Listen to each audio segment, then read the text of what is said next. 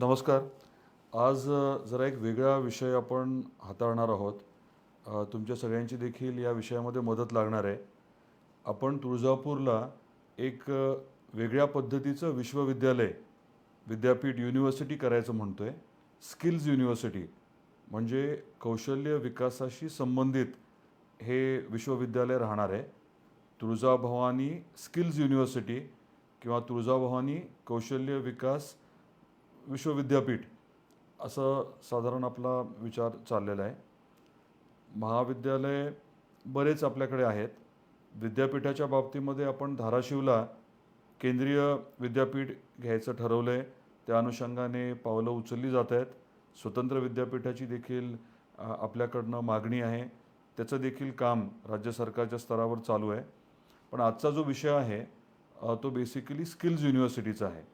आपल्या सर्वांना कल्पना आहे की आपल्या जिल्ह्यामध्ये आपली खरी अडचण ही आहे की आपलं दरडोई उत्पन्न कमी आहे. शेतीवरती आपण अवलंबून आहोत. उद्योग कमी आहेत आणि ह्याच्यात मोठा आमूलाग्र बदल करायचा म्हणून एकीकडे उद्योग आणायचं आपण ठरवलं आहे.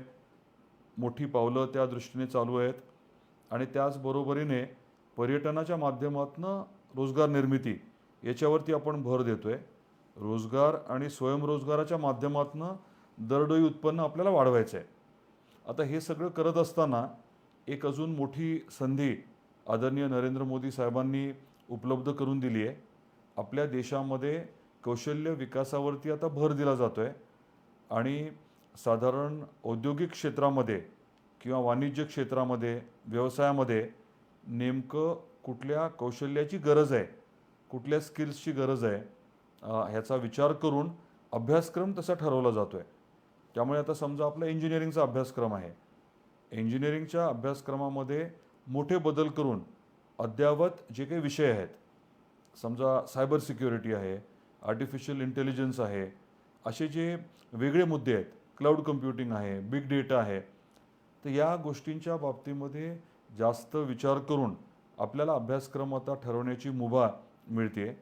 त्याचबरोबरीने इकॉनॉमिक्समध्ये काही वेगळे विषय घेता येऊ शकतात, डिझाईनमध्ये घेता येऊ शकतात आणि साधारणतः आपल्याला विद्यार्थी असे तयार करायचे आहेत, जे एकदा पासआउट झाले, ग्रॅज्युएट झाले, डिग्री मिळाली की लगेच त्यांना तातडीने नोकरी मिळायला हवी किंवा स्वतःचा उद्योग व्यवसाय त्यांना सुरू करता यायला हवा. तर या अनुषंगाने खास करून तुळजापूरलाच आई तुळजाभवानीच्या नावाने ही युनिव्हर्सिटी, हे विश्वविद्यालय करण्याचं आपण ठरवलेलं आहे. आपल्या मंदिर संस्थांच्या माध्यमातून जे इंजिनिअरिंग कॉलेज आपण चालवतो आहे, तुळजाभवानी इंजिनिअरिंग कॉलेज, त्या कॅम्पसमध्येच हे विद्यापीठ जे आहे ते आपण घेणार आहोत. नियमाचा पूर्ण आपण अभ्यास केला आहे आणि निकषामध्ये आपली ही जागा, उपलब्ध असलेलं इन्फ्रास्ट्रक्चर बसतं आहे.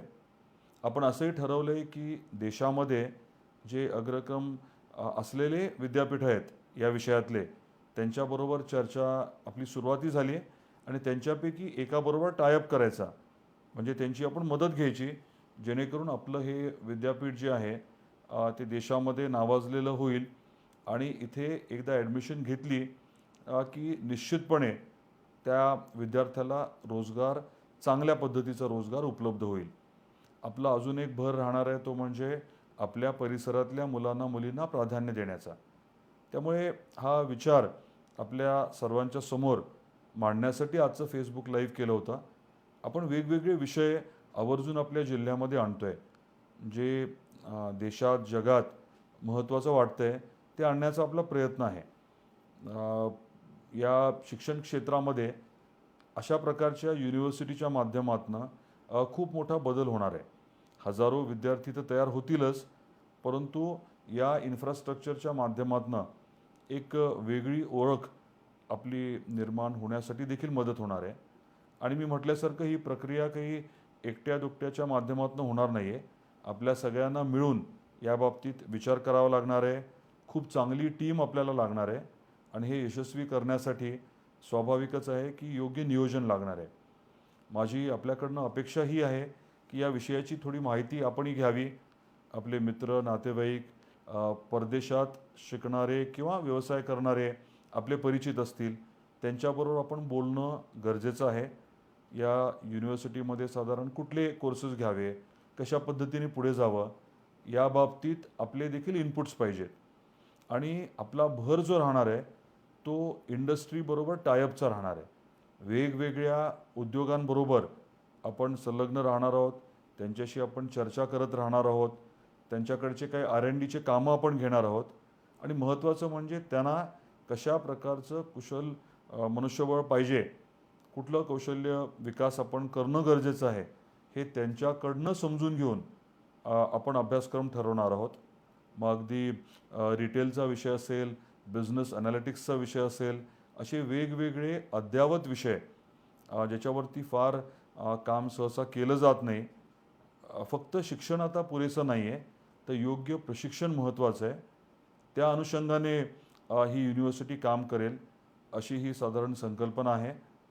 त्याला मूर्त स्वरूप देण्यासाठी येणाऱ्या आठवड्यामध्ये आपल्या मंदिर ट्रस्टची बैठक आहे.